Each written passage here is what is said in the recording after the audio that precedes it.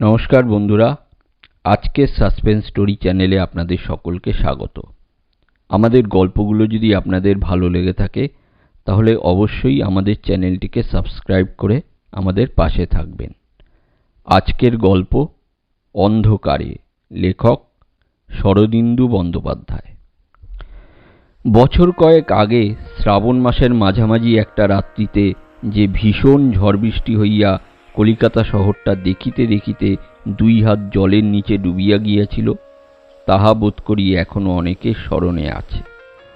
অবশ্য কলিকাতার জল নিকাশের যেরূপ সুব্যবস্থা, তাহাতে শহরের কোনো কোনো অংশে আধ ঘণ্টা বৃষ্টি হইবার পরই 1 হাঁটু জল জমিয়া যাওয়া নতুন কিছু নয়। কিন্তু সেবারের দুর্যোগ এতই ভয়ানক হইয়াছিল যে বোধ করি গত 40 বছরের মধ্যে এমনটা দেখা যায় নাই। ইলেকট্রিক তার ছিঁড়িয়া, রাস্তায় গ্যাস বাতি নিবিয়া সমস্ত রাত্রির জন্য মহানগরী একেবারে অন্ধকার হইয়া গিয়াছিল। সত্য মিথ্যা বলিতে পারি না, কিন্তু শুনিয়াছি সেই এক রাত্রের জন্য একটা মোমবাতির দাম 5 পয়সা হইতে 2 টাকায় দাঁড়াইয়াছিল। বাদুর বাগানে আমার বাসা। সেদিন সন্ধেবেলা একটা জরুরি কাজে শহরের উল্টো দিকে হাওড়ার অভিমুখে গিয়াছিলাম। কাজ শেষ করিতে 7টা বাজিয়া গেল। ফিরিবার পথে চা খাইবার জন্য দমহাটার কাছাকাছি একটা ছোট্ট দোকানে ঢুকিলাম। বাহিরে তখন গুড়ি গুড়ি বৃষ্টি আরম্ভ হইয়াছে। রাস্তায় গ্যাসের আলো কাচের উপরকার বৃষ্টিবিন্দু ভেদ করিয়া ঝাপসাভাবে বাহির হইতেছে। আমার দুর্ভাবনার বিশেষ হেতু ছিল না, সঙ্গে ছাতা ছিল। আরাম করিয়া বসিয়া চা খাইতে লাগিলাম। দোকানে বেশি লোকজন ছিল না। 2টি লোক, একজন আধবয়সী ও একজন কর্ণমূল পর্যন্ত জুলপি বিশিষ্ট যুবক।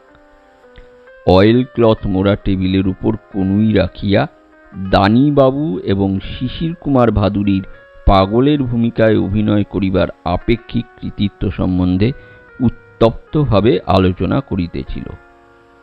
চা খাওয়া অনেকক্ষণ তাহাদের শেষ হইয়া গিয়াছে, কিন্তু তর্কের ভালো রকম নিষ্পত্তি না হওয়ার জন্যই বোধ করি তাহারা উঠিতে পারিতেছে না। যুবক বলিল, আর জানেন মশাই, শিশির ভাদুরী আগাগোড়া বুড়ো আলমগীরের পাঠ করে, একবারও দাঁত বেরোয় না। আধবয়সী লোকটা দাঁত খিচাইয়া বললেন, ভারী কেরামতি, দাঁত নেই তো বেরুবে কোত্থেকে? আর দাঁত না বেরুলেই বড় একটার হয় নাকি? যুবক চটিয়া উঠিয়া বলিল, আপনিও তো বুড়ো হয়েছেন, দাঁত না বার করে একটা কথা বলুন দেখি।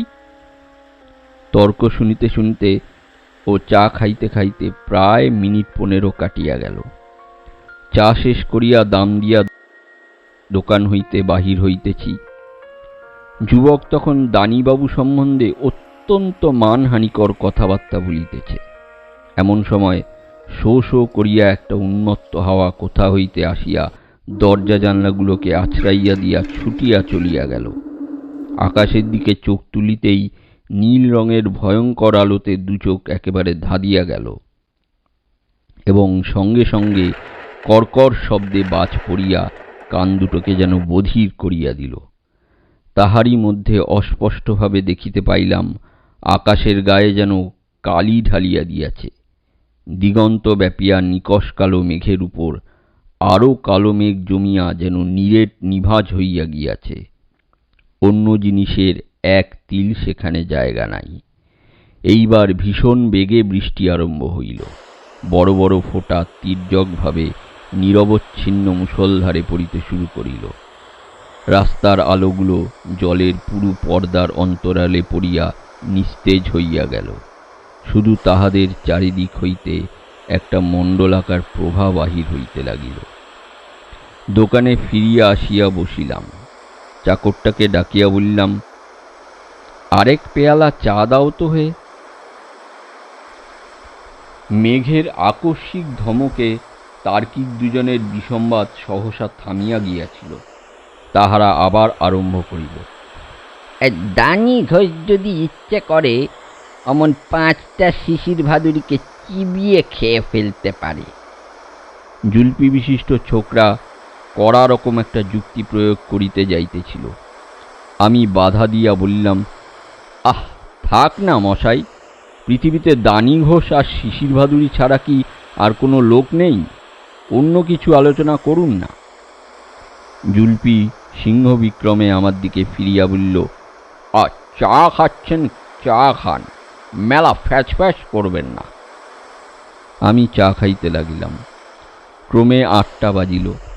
বৃষ্টির বিরাম নাই, সমভাবে সতেজে চলিয়াছে, তার সঙ্গে ঠান্ডা এলোমেলো বাতাস। রাস্তায় লোক চলাচল কমিয়া আসিল। 9টা বাজিল। বাহিরে বৃষ্টি ও ভিতরে তর্ক একভাবে চলিয়াছে। অদ্ভুত একনিষ্ঠা এই দুটি লোকে। তখনও দানি ঘোষ ও শিশির ভাদুরীকে লইয়া কামড়াকামড়ি করিতেছে। পৃথিবীতে যেন অন্য প্রসঙ্গ নাই। 9:30টায় আর সহ্য করতে না পারিয়া উঠিয়া দাঁড়াইলাম। যে করিয়া হোক রাত্রে বাড়ি পৌঁছইতেই হইবে, কিন্তু যাই কি করিয়া। ছাতায় এ বৃষ্টি আটকাইবে না। 5 মিনিটের মধ্যে ভিজিয়া কাদা হইয়া যাইব। একে আমার সর্দির ধাত, তখন নিউমোনিয়া ঠেকাইবে কে? এই সময় বৃষ্টি আরও চাপিয়া আসিল। হঠাৎ হাওয়ার বেগ যেন বাড়িয়া গেল। একবার বাহিরের দিকে উঁকিঝুঁকি মারিয়া আবার ফিরিয়া আসিয়া বসিলাম। দোকানের চাকরটা নিস্পন্দভাবে নিবন্ত উনুনের পাশে উপুর হইয়া দেয়ালে ঠেস দিয়া বসিয়া আছে। মাথার উপর ধুলায় মলিন ইলেকট্রিক বাতিটা পীতবর্ণের আলো বিকীর্ণ করিতেছে। বাহিরে আশেপাশের দোকানপাট সব বন্ধ হইয়া গিয়াছে। মোটরের হর্ন ও ট্রামের ঢং ঢং আর শোনা যাইতেছে না। যুবক বলিল, আর শিশির ভাদুড়ি? ঠিক এই সময় হঠাৎ আলো নিভিয়া গেল।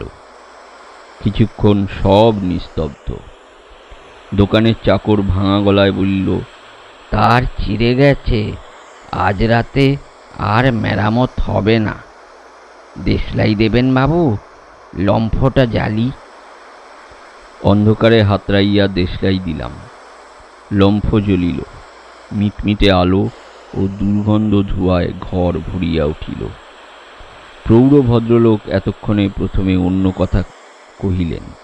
বলিলেন, নীলমণি, কেটলিটা আরেকবার চড়াও, আরেক পেয়ালা চা হোক। জুলপিধারী যুবক তীব্রভাবে আমার দিকে একবার তাকাইয়া গর্বিত স্বরে জিজ্ঞাসা করিল, সিগারেট আছে? আমি পকেট হইতে সিগারেট কেসটা বাহির করিয়া দিলাম। গোটা কয়েক সিগারেট বাহির করিয়া লইয়া যুবক সেটা তাচ্ছিল্য ভরে আমায় ফিরাইয়া দিল। তারপর এমনভাবে আমার দিকে পিছু করিয়া বসিল যেন আমার বাঁচিয়া থাকার সমস্ত প্রয়োজন শেষ হইয়া গিয়াছে, আর আমি কাহারও কোনো কাজেই লাগিব না।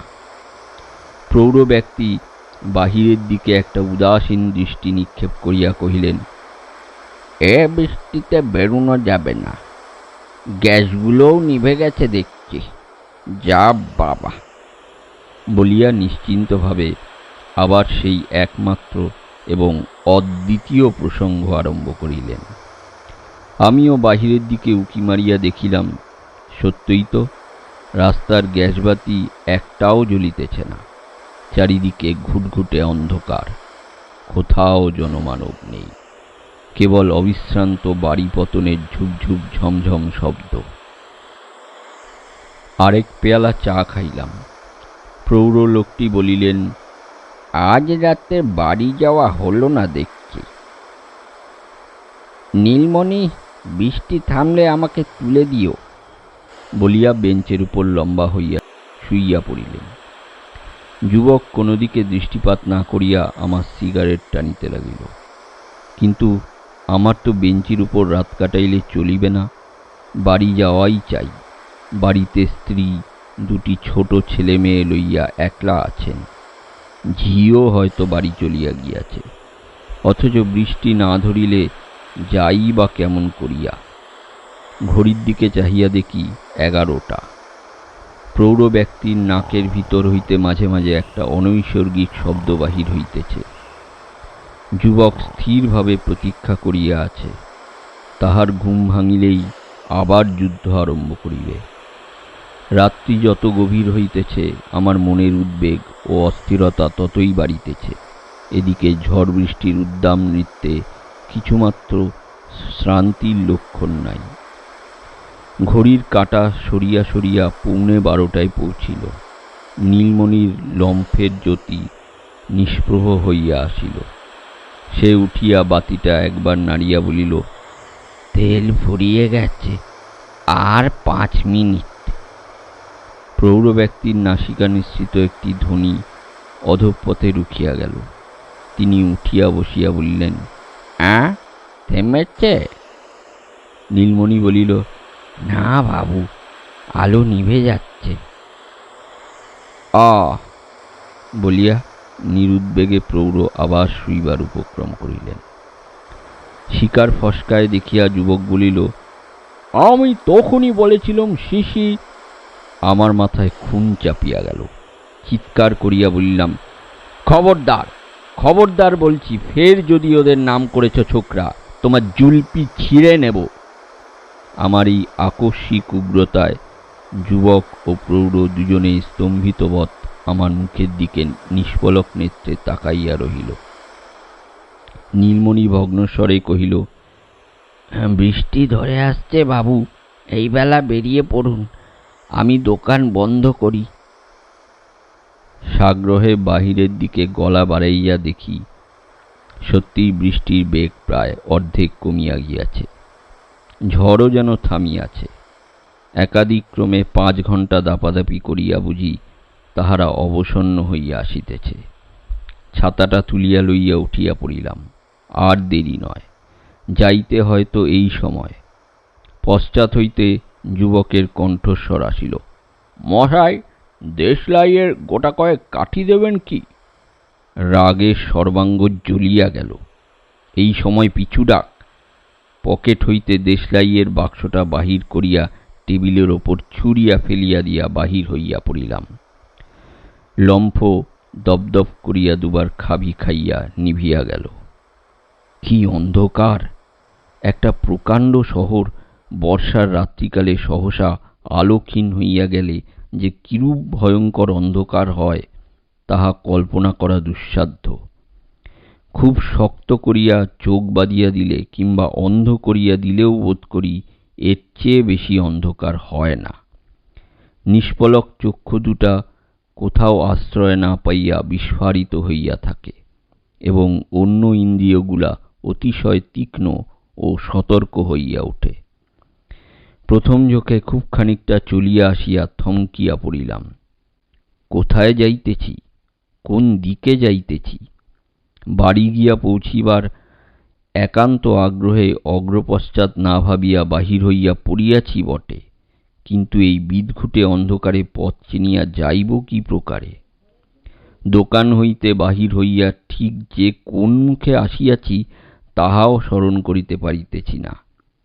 হয়তোবা যেদিকে বাড়ি তাহার উল্টো পথেই গিয়াছি। এখন উপায়? কিন্তু পথের মাঝখানে চুপ করিয়া দাঁড়াইয়া থাকিলে এ সমস্যার সমাধান হইবে না। যেদিকে হোক চলা দরকার, যদি এমনিভাবে চলিতে চলিতে কোথাও একটা আলো বা মানুষের সাক্ষাৎ পাই। সুতরাং আবার সম্মুখ দিকে চলিতে আরম্ভ করিলাম। বৃষ্টি ও ঝড় ক্রমে কমিয়া কমিয়া একটা বিষাদপূর্ণ দীর্ঘশ্বাস ছাড়িয়া থামিয়া গেল। তখন এই অন্ধকারের বুকের উপর আর একটা জিনিস চাপিয়া বসিল। সেটা এই মধ্যরাত্রির ভয়াবহ নীরবতা। এতক্ষণ বৃষ্টির ঝপঝপ শব্দ ও বাতাসের গোঙানিতে যাহা চাপা ছিল, এখন তাহা উলঙ্গ মূর্তি ধরিয়া দেখা দিল। পৃথিবীর সব মানুষ যেন মরিয়া গিয়াছে, শুধু আমি একা বাঁচিয়া আছি। বিশ্ব ব্রহ্মাণ্ডের মধ্যে আমি একা, একেবারে নিঃসঙ্গ। দিগ্বিদিক জ্ঞানশূন্য হইয়া ছুটিয়া চলিলাম। মনের গূঢ়তম প্রদেশে বোধ করি এই আকাঙ্ক্ষাটাই দুর্নিবার হইয়া উঠিয়াছিল যে মানুষ চাই, সঙ্গী চাই, কোনো প্রকারে এই দুঃসহ নিঃসঙ্গতার হাত হইতে পরিত্রাণ পাওয়া দরকার। কিন্তু বেশি দূর যাইতে হইল না। খানিক দূর গিয়াই প্রচণ্ড একটা হোঁচট লাগিয়া হুমড়ি খাইয়া একেবারে এক কোমর জলের মধ্যে পড়িয়া গেলাম। ছাতাটা হাত হইতে কোথায় ছিটকাইয়া পড়িল। হাঁচর পাচর করিয়া উঠিয়া দাঁড়াইতে দেখিলাম, না, এক কোমর নয়, তবে জল এক হাঁটু বটে। আন্দাজে বুঝিলাম বোধহয় এতক্ষণ ফুটপাতে চলিতেছিলাম, এবার রাস্তায় নামিয়াছি। কিন্তু এই অবতরণটি যেমন সুখকর নয়, ফুটপাতে ফিরিয়া যাওয়াও তেমনি অত্যন্ত কঠিন ব্যাপার। কারণ ফুটপাত যে কোন দিকে তাহা জলে পতনের সঙ্গে সঙ্গে গুলাইয়া গিয়াছে। 5 ঘন্টা ক্রমান্বয়ে বৃষ্টি হইবার পর যে রাস্তায় জল জমিতে পারে, এ সম্ভাবনাটা তখন পর্যন্ত মাথায় আসে নাই। কিন্তু ভগবান যখন চোখে আঙুল দিয়া দেখাইয়া দিলেন, তখন দুশ্চিন্তা হইল, না জানি কোথায় অথই গভীর জল আমার জন্য অপেক্ষা করিয়া আছে।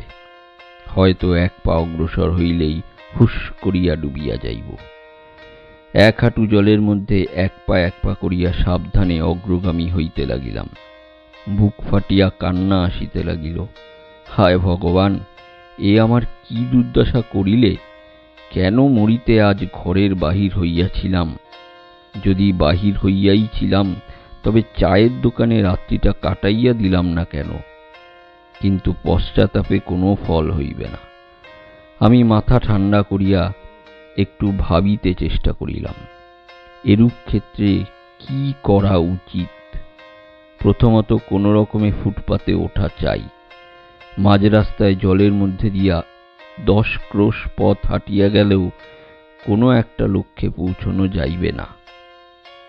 ফুটপাতে উঠিতে পারিলে কোনো একটা বাড়ির দরজায় ধাক্কা দিয়া লোক জাগাইয়া রাত্রির মতো আশ্রয় পাওয়া যাইতে পারে, কিংবা অন্য কোনো ব্যবস্থা করা সম্ভব। মোট কথা, যে উপায়েই হোক নরলোকের সহিত সম্বন্ধ স্থাপন করা দরকার। এই অন্ধকার সমুদ্রের মধ্যে বেশি নয়। আপাতত একটা মানুষের দেখা পাইলেও যে সাক্ষাৎ চাঁদ হাতে পাইব, তাহাতে আর সন্দেহ রহিল না। শামুকের মতো হাঁটিয়া হাঁটিয়া কিন্তু কোনো দিকেই এমন একটা বিশিষ্ট কিছু ধরিতে পারিলাম না, যেখান হইতে আমার যাত্রাটাকে সুনিশ্চিত করিতে পারি। এক হাঁটু জল কখনো কমিয়া আধ হাঁটুতে নামিতেছে, কখনো উড়ু পর্যন্ত পৌঁছিতেছে। এছাড়া দিগদর্শন করিবার কিংবা আবার যাত্রা নিয়ন্ত্রণ করিবার আর কোনো ইন্দ্রিয় গ্রাহ্য চিহ্নই নাই।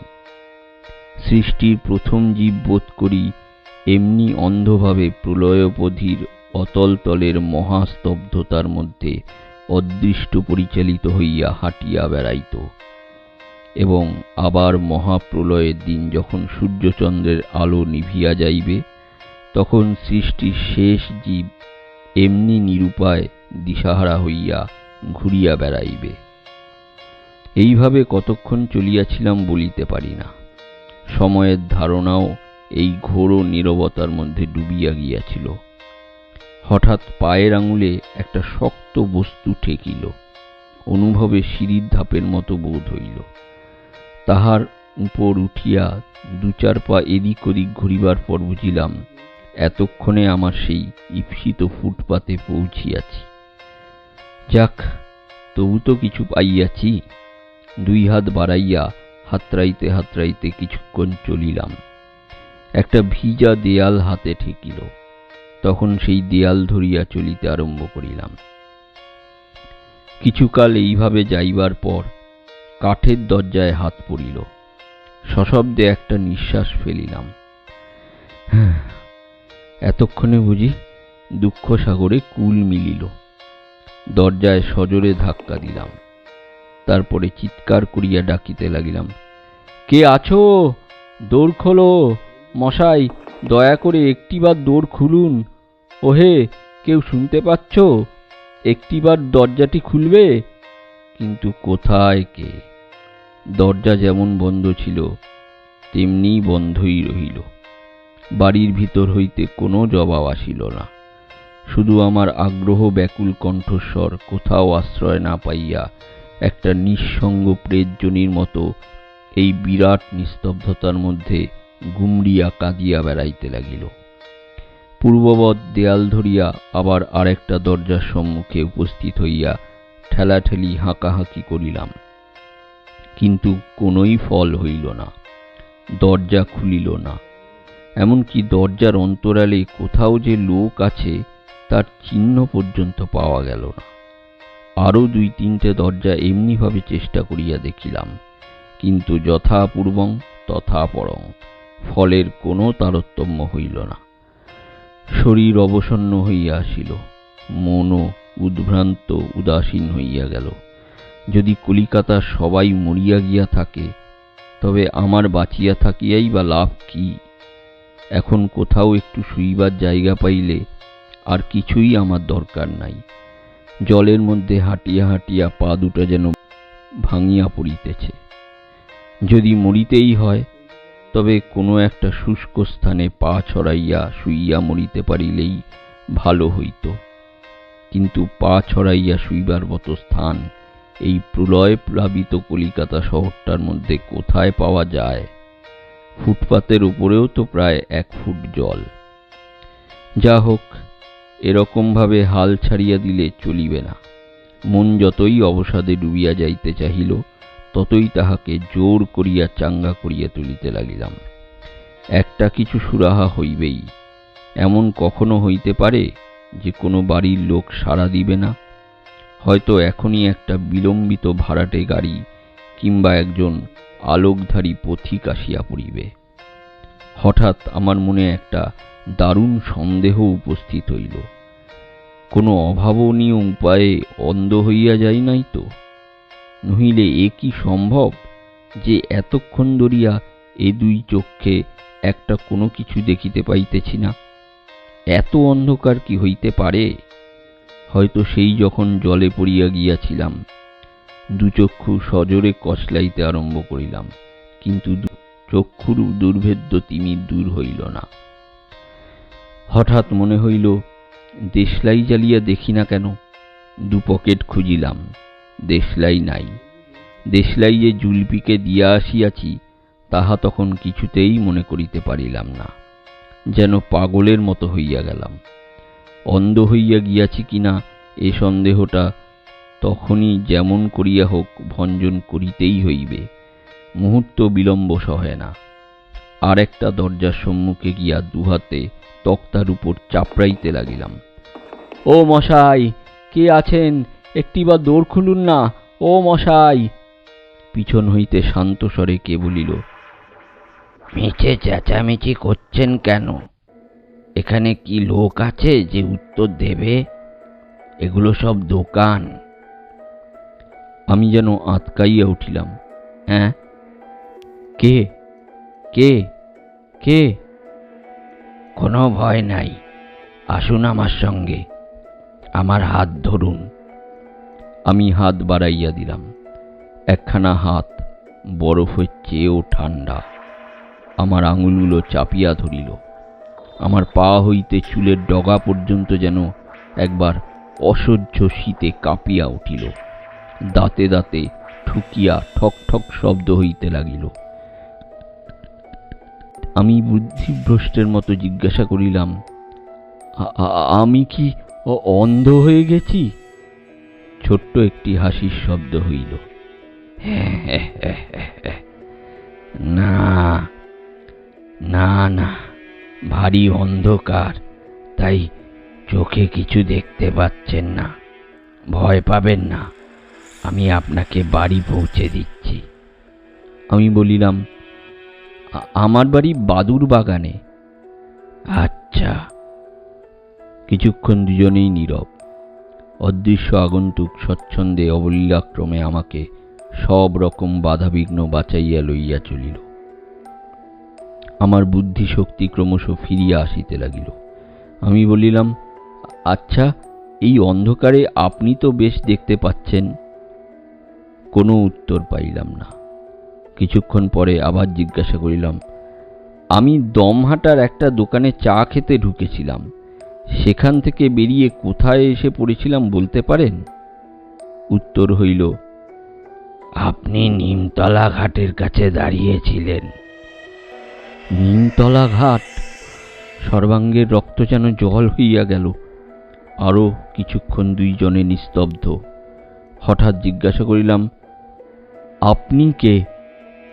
আপনার নাম কি? আমার নাম শুনে আপনার লাভ নেই। এদিক দিয়ে ঘুরে আসুন, ওখানে একটা ম্যানহোল খোলা আছে। জলের শব্দ শুনতে পাচ্ছেন না? ওর মধ্যে যদি আপনি গিয়ে পড়েন তাহলে আর। সভয়ে সরিয়া আসিলাম। অল্পকাল পরে আমার দিব্যচক্ষুষ্মান পথপ্রদর্শক বলিল, অনেকটা ঘুরে যেতে হবে। শহরের মাঝখানে ঠনঠনিয়া কালীবাড়ি ঘিরে প্রায় 1.5 মানুষ জল জমেছে। আপনি সে পথ দিয়ে যেতে পারবেন না। আমি নিঃশব্দে পথ চলিলাম। মিনিট 5 পরে বলিলাম, কলকাতা শহরটা মনে হচ্ছে যেন শ্মশান হয়ে গেছে। কোথাও আলো নেই, শব্দ নেই, মানুষ নেই। ওরকমটা মনে হয়। শহরের প্রাণ হচ্ছে তার রাস্তাঘাট। সেখানে মানুষ না থাকলে শ্মশান আর শহরে কোনো তফাৎ থাকে না। আমি কতকটা নিজের মনেই বলিলাম, মনে হচ্ছে এটা ভূতের রাজ্য। হাসির শব্দ হইল। এই রকম রাত্রে ভূতেদের ভারী ফুর্তি হয়, কি বলেন? আচ্ছা, আপনি যখন একলা দরজা হাতড়ে বেড়াচ্ছিলেন, তখন যদি একটা ভূতের সঙ্গে দেখা হতো, আপনি কি করতেন বলুন দেখি? কি করতাম? বোধহয় দাঁত কপটি লেগে মারা যেতাম। ভাগ্যে আমার সঙ্গে দেখা হয়েছিল। আচ্ছা, ভূতকে এত ভয় কিসের বলুন দেখি? একটা লোক মরে গেছে বই তো নয়। বলেন কি মশাই? ভূত হলো গিয়ে একটা প্রেতাত্মা। তার চালচলন, রীতিনীতি, স্বভাব চরিত্র কিছুই জানা নেই। ভয় করবে না? তা বটে। আচ্ছা, মনে করুন না থাক। আমার বুকের ভিতরটা হঠাৎ গুড়গুড় করিয়া উঠিল। এ কাহার হাত ধরিয়া চলিয়াছি? তবু মনে সাহস আনিবার চেষ্টা করিয়া বলিলাম, আপনার নাম তো বললেন না। কোথায় থাকেন বলবেন কি? কোথায় থাকি? যেখানে দেখা হয়েছিল তারই কাছাকাছি থাকি। আজ আমার যে উপকার করলেন, জন্মেও তা ভুলব না। আবার আমাদের দেখা হবে নিশ্চয়ই। দেখা বোধহয় আর হবে না। তবে যদি আবার কখনো এমনি বিপদে পড়েন, হয়তো। আচ্ছা, আপনি কি করেন? কোনো কাজকর্ম করেন নিশ্চয়ই। তাও কি বলতে দোষ আছে?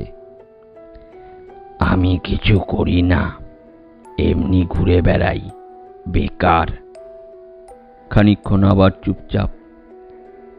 আপনার স্ত্রী, ছেলে মেয়ে সব ভালো আছে, কোনো ভাবনা নেই।